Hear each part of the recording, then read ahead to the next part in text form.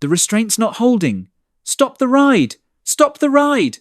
Sarah Chen's voice exploded through the radio, raw terror cutting through the morning air. For a split second, everything froze. The mechanical clacking of the lift hill continued. The test car kept climbing. From the control booth, maintenance supervisor Jake Morrison frantically slammed the emergency stop button. Nothing happened. The computer screen flashed error messages as the car crested the 153-foot peak. "Sarah, get out! Jump!" Morrison screamed into the radio, but physics had already taken over. The car plunged down the first drop, accelerating to 65 miles per hour in seconds. The loose lap bar that Sarah had been testing flew open completely. Witnesses would later describe the sound metal shrieking against metal, and then a human scream that stopped too suddenly. July 19, 2023. Six Flags over Texas. Sarah Chen, lead ride operator. 15 years of experience.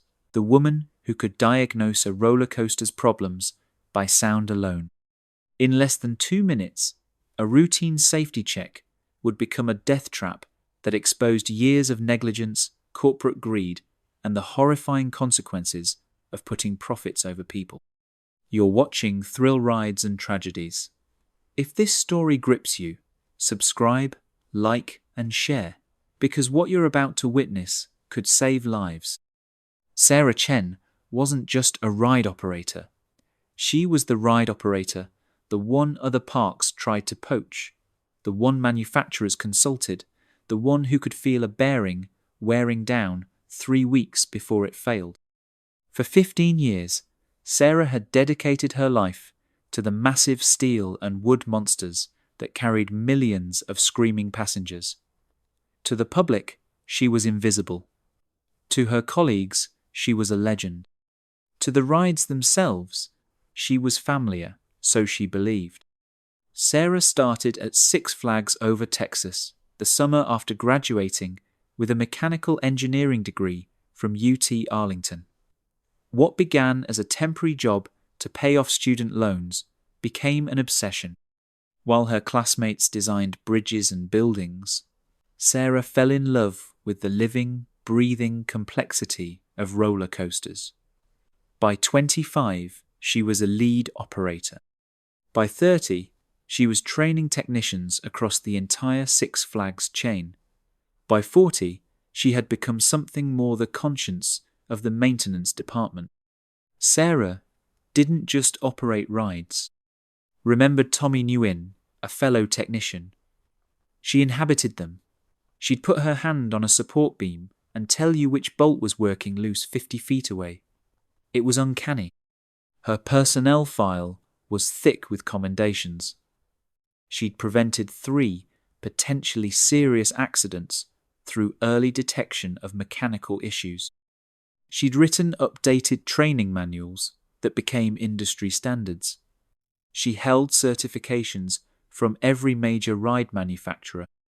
But her file also contained something else, growing stack of incident reports and safety concerns that management had marked addressed without taking action. The transformation began in 2019, when Six Flags faced mounting financial pressure. New leadership prioritized attendance numbers and cost reduction. Maintenance budgets were slashed by 30%. Experienced technicians were replaced with part-time seasonal workers. The extensive winter refurbishment schedule was compressed from 4 months to 6 weeks. Sarah watched in horror as corners were cut, procedures abbreviated, and safety margins eroded. She became obsessed with documentation. Her sister, Linda Chen, later testified. Every conversation, every ignored recommendation, every deferred repair. She said someone needed to create a paper trail for when, not if, something terrible happened. Sarah's particular concern was the Texas Giant, the park's most iconic coaster. The massive hybrid wooden structure, retrofitted with steel track in 2000, and 11 was showing its age. The marriage of old and new technologies created unique stresses that standard maintenance procedures didn't address. Sarah identified critical issues: stress fractures in transition zones where wood met steel, computer glitches in the newer electronic systems, and most concerning, intermittent failures in the hydraulic lap bar restraints. In March 2023, Sarah submitted a formal report recommending the Texas Giant be shut down for comprehensive inspection. The response was swift and brutal. Park management transferred her to less critical rides and reduced her hours. The message was clear: stop making waves or find another job. But Sarah couldn't stop. She loved the rides too much to watch them become dangerous. She started arriving 2 hours before her shifts, conducting unofficial inspections. She documented problems in emails to herself, creating an evidence trail. She reached out to industry contacts, trying to find someone with influence to intervene. Sarah knew she was becoming a pariah, recalled Jake Morrison, the maintenance supervisor who would later watch her die. But she kept saying, "These rides are like loaded weapons. You can't just hope they won't go off." Her final week showed an almost manic determination. Sarah discovered that the Texas Giant's computer system was generating error codes for the lap bar sensor codes that were being cleared each morning without investigation. She photographed maintenance logs showing critical inspections marked complete in impossibly short timeframes. She recorded conversations where supervisors admitted they were managing risk to meet operational demands. On July 18, the day before her death, Sarah called her sister. She sounded exhausted but vindicated. Linda remembered. She said she'd found something that would force them to act. She was going to document it properly the next morning and go directly to state inspectors. Instead, she went to her death, killed by the very mechanical failure she'd been warning about for months. The bitter irony wasn't lost on anyone who knew her. Sarah Chen died because she was the only one who cared enough to personally verify that a critical safety system had failed. In trying to protect others, she became the victim of the corporate negligence she'd fought against. Her final text message, sent to Jake Morrison at 6:47 a.m. on July 19, read, "Texas Giant, Car 3, Row 2, lap bar sensor showing intermittent failure. Going to manually test before we open. This is the smoking gun we needed." 23 minutes later, she was dead. The Texas Giant wasn't just a roller coaster, it was a monument to ambition, a 153-foot testament to the belief that bigger meant better. But beneath its impressive statistics and record-breaking design lay a mechanical time bomb ticking toward catastrophe with every screaming carload of riders. Originally opened in 1990 as a traditional wooden coaster, the Texas Giant had been the pride of Six Flags Over Texas. But wooden coasters require intensive maintenance. By 2009, the ride was rough, expensive to maintain, and losing popularity. Rather than demolish this piece of history, Six Flags made a radical decision: transform it into a hybrid, keeping the wooden structure but adding steel track and modern trains. Rocky Mountain Construction, the company behind the transformation, had pioneered the hybrid concept. The $10 million renovation in 2011 was hailed as revolutionary. The new Texas Giant was smoother, faster, and featured forces impossible on traditional wooden coasters. But this marriage of technologies created stresses the original designers never anticipated. Hybrid coasters are essentially two different rides, trying to be one, explained Dr. Marcus Webb, a structural engineer who later investigated the accident. You have a wooden structure designed for one set of forces now handling completely different dynamics. It's like putting a Ferrari engine in a model something's going to give. Each issue was addressed individually, but no one examined the pattern. The Texas Giant wasn't experiencing random failures, it was slowly tearing itself apart. The steel track created lateral forces the wooden structure wasn't designed to handle. The computerized safety systems, retrofitted into a ride designed for mechanical operation, suffered from integration issues. Most critically, the modern trains, with their hydraulic lap bars, were heavier and generated different forces than the original cars. The lap bar system was particularly problematic. Unlike newer rides with redundant safety systems, the Texas Giant relied on a single hydraulic cylinder per seat, controlled by sensors that were increasingly unreliable. The system was designed to fail closed if hydraulics lost pressure, the bars should lock, but the aging sensors could send false, all-clear signals, even when bars weren't properly secured. It was a perfect storm of technical debt, said Maria Rodriguez, a former Six Flags engineer. Each modernization created new problems. Each fix introduced new variables. The ride became a ship of Theseus. Many parts had been replaced. Was it even the same coaster anymore? The computer system managing the ride was a patchwork of code, updated and modified over the years by different contractors. The original safety protocols had been overridden so many times that no one fully understood how the system worked.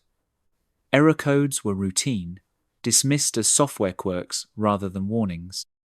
Six Flags knew about these cascading issues but chose band-aid solutions over comprehensive fixes. A full renovation would cost millions and require closing their star attraction for months. Instead, they managed problems as they arose, playing mechanical whack-a-mole with increasingly critical failures. The inspection process itself had become corrupted. State inspectors, overwhelmed and understaffed, relied heavily on park-provided maintenance records. Six Flags learned to game the system, timing repairs just before inspections, and providing documentation that technically met requirements while hiding deeper issues. Employees who raised concerns faced a stark choice: shut up or ship out. 3 maintenance supervisors had quit in the 2 years before Sarah's death, all citing safety concerns. Their exit interviews, sealed by non-disclosure agreements, painted a picture of an organization in denial about a deteriorating asset. The Texas Giant's final inspection report, filed just 2 weeks before the accident, rated the ride satisfactory with minor deficiencies. The inspector spent 4 hours examining a ride that industry standards suggested needed at least 12 hours of comprehensive review. Critical systems, like the lap bar sensors, weren't physically tested. The inspector relied on computer readouts that the park knew were unreliable. By July 2023, the Texas Giant was operating on borrowed time. The hybrid monster that had once symbolized innovation had become a cautionary tale about the dangers of compromise. Every modification had created new failure points. Every shortcut had accumulated risk. Every ignored warning had brought the ride closer to catastrophe. On the morning of July 19, all those accumulated failures would align with deadly precision. The Texas Giant would claim its victim not through sudden catastrophic failure, but through the slow degradation of systems that everyone knew were failing, but no one had the courage or authority to fix. Behind Six Flags' cheerful facade of family fun lay a corporation in crisis, mounting debt, declining attendance, and fierce competition had transformed the company from entertainment provider to a numbers-obsessed machine where every dollar saved was a victory even if that dollar came from the maintenance budget. The problems started at the top. In 2019, new CEO Jonathan Harper arrived with a mandate: cut costs and boost profits. Harper, who had previously optimized several retail chains into bankruptcy, saw theme parks as bloated operations ripe for efficiency improvements. His first executive order slashed operational budgets by 25% across all departments. Maintenance bore the heaviest cuts. "Harper didn't understand theme parks," said Michael Torres, a former Six Flags executive. "He saw rides like store fixtures, things that occasionally needed fixing, not complex machines requiring constant attention. He actually asked why we needed full-time mechanics when nothing breaks every day." The maintenance department, that had once employed 150 full-time technicians, was reduced to 65. Specialized positions were eliminated, replaced by multi-skilled workers who knew a little about everything but weren't experts in anything. The extensive winter maintenance program, when rides were completely disassembled and rebuilt, was shortened to save payroll costs. Department heads who protested were reminded that other Six Flags properties were meeting their numbers. What they weren't told was that every park was cutting corners, creating a system-wide degradation of safety standards. "We called it normalization of deviance," explained Dr. Blank. Amanda Foster, a safety management expert. "When you consistently operate outside safety parameters without immediate consequences, those deviations become the new normal until they don't."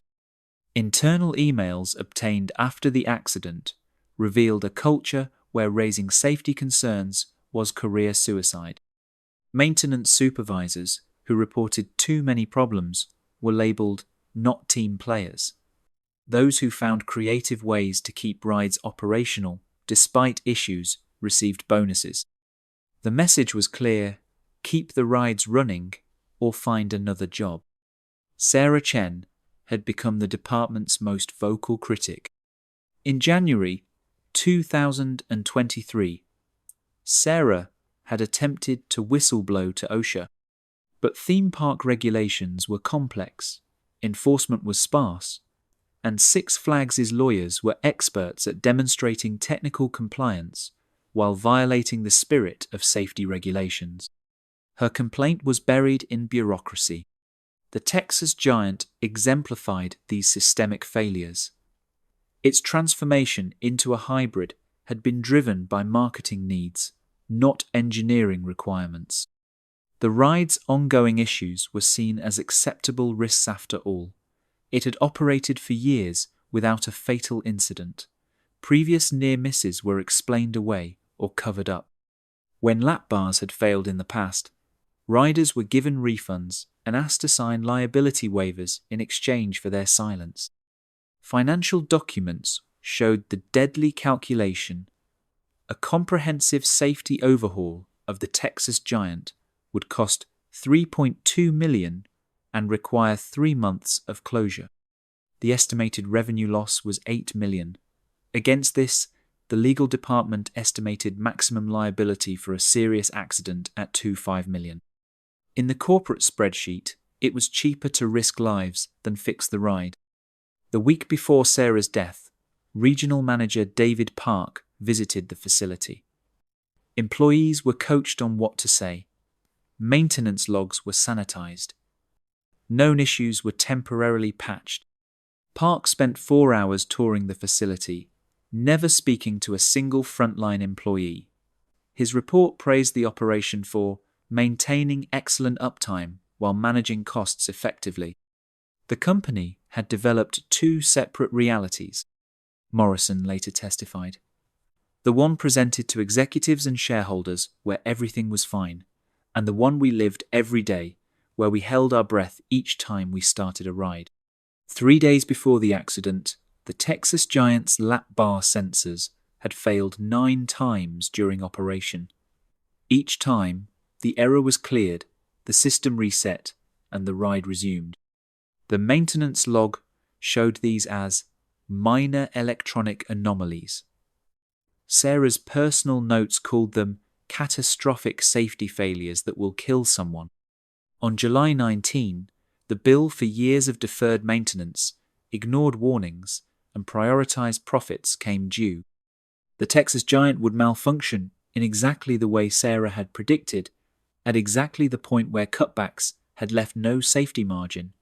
The only surprise was that it had taken so long. July 19, 2023 dawned hot and humid in Arlington, Texas. By 6 a.m., the temperature was already 82 degrees. Sarah Chen arrived at the employee entrance, swiping her badge at 6:03 a.m.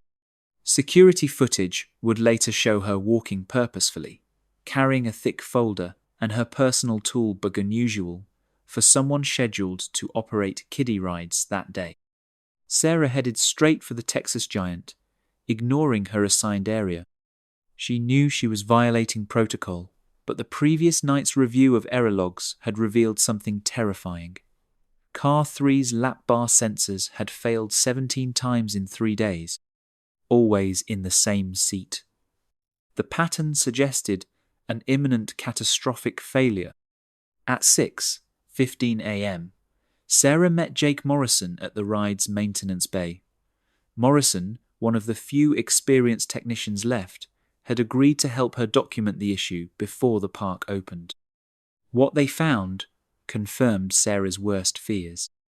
The sensor wasn't just failing, Morrison later testified. It was sending false positives. The computer showed the lap bar as secured when it was barely engaged. Sarah said it was like a loaded gun with a hair trigger. They had 2 hours before the morning test runs. Sarah proposed a simple solution. Tag out Car 3, run the ride with one less vehicle until parts arrived. Morrison agreed, but warned they'd need management approval. Sarah's face darkened. They both knew what management would say. At 7:45 a.m., Operations Manager Kevin Walsh arrived for the morning briefing. Sarah presented her findings with characteristic precision: sensor failure rates, false positive readings, catastrophic risk assessment. Walsh's response was equally characteristic. Can you make it work for today? We're expecting 15:00 guests. Kevin, this will kill someone, Sarah said flatly. That's a bit dramatic, don't you think? Walsh responded. It's worked for 3 days. One more won't matter. We'll order parts tonight. The argument escalated. Sarah threatened to call state inspectors. Walsh threatened her job. Morrison tried to mediate, suggesting they could manually verify each lap bar before dispatch. It was a dangerous compromise, but Sarah saw no alternative. If she walked away, they'd run the ride anyway with someone less experienced. At 8:30 a.m., the morning test runs began.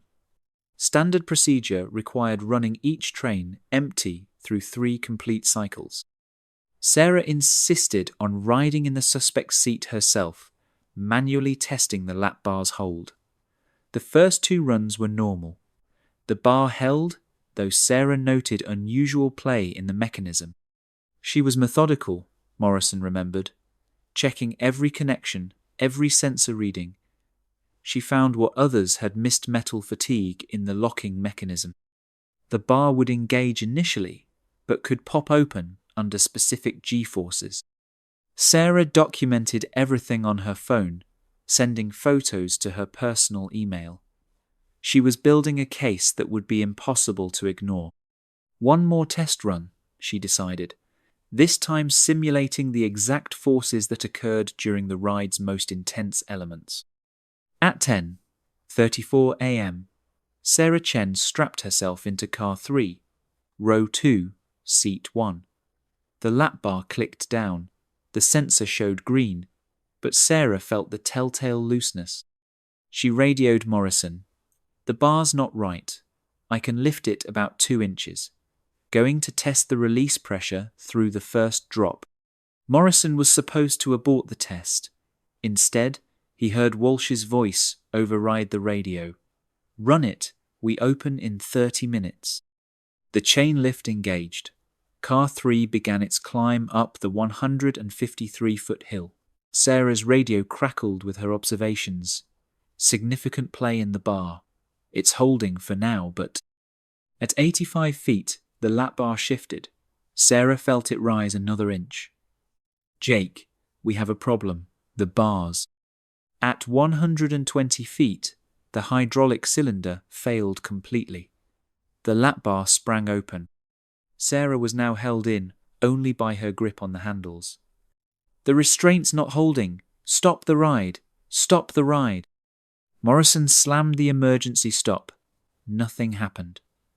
Walsh had disabled the test mode safety protocols to save time. The computer wouldn't accept an emergency stop during a test cycle.